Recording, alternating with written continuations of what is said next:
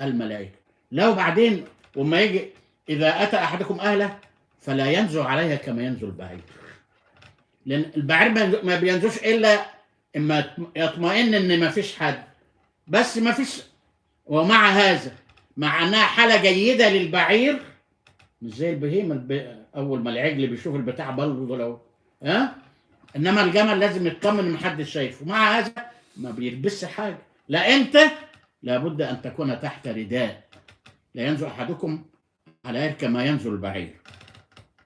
فبيقول إلى الرسول عليه الصلاة والسلام: ما من شيء أثقل في ميزان المؤمن، وبقول لك حط تحت المؤمن خطين وثلاثة وأربعة، علشان هيعرضوا في الظاهر حديث البطاقة. ما من شيء أثقل في ميزان المؤمن يوم القيامة من خلق حسن، وبعدين تتمة الحديث: وإن الله يبغض الفاحش البذيء. إيه الفاحش وإيه البذيء؟ الفاحش الفحش، فحش الخلق دليل على سوء الدين. طيب، والبذاءة سوء العبارة في التعبير حتى مع الأصدقاء. يقول لك لا أصل تعالى تعالى، دي تحايا المنافقين السباب.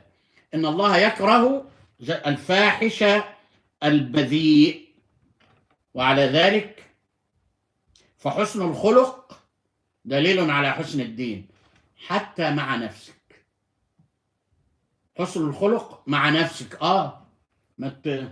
الواد انا قلت لكم الحكايه بتاع الواد اللي من الخرقانيه ده داخل الزريبه بالبهايم، فابوه يا واد ابقى شوف بس اللمبه دي نهزها ولا واقف هزها ولا شوف. فالواد وقف الحمار ووقف بيهز اللمبه قاعد، فابوه بيبص: ايه ده يالا؟ قال له: ده انا كهربائي ابن كات. تيجي بقى اللي تبقى ابن مش عارف ايه، هتبقى ابن كذا. فإن الله يكره الفاحش في الأفعال، البذيئة في الأقوال. أبقى ابن كذا، لو أبقى ابن خلاص بقيت ابن كذا. الحركات بالأصابع واللسان، ولهذا ده الهمز واللمز اللي يا ريت بيقول لك يا ريت هدمت أيامه. الهمز إنه هو يعني ينظر إليه نظرة ازدراء، واللمز يطعن فيه بدبابيس بعبارات: ويل لكل همزة لمزة. إذن من يعتني بلفظه ويعتني بلحظه، بلحظه ما اللي هي النظرة، ما قالوا له قلتها لكم قبل كده: هلا أومأت إلينا بطرف عينك؟ فقال صلى الله عليه وسلم: إيه؟ ما كان لنبي أن تكون له خائنة الأعين.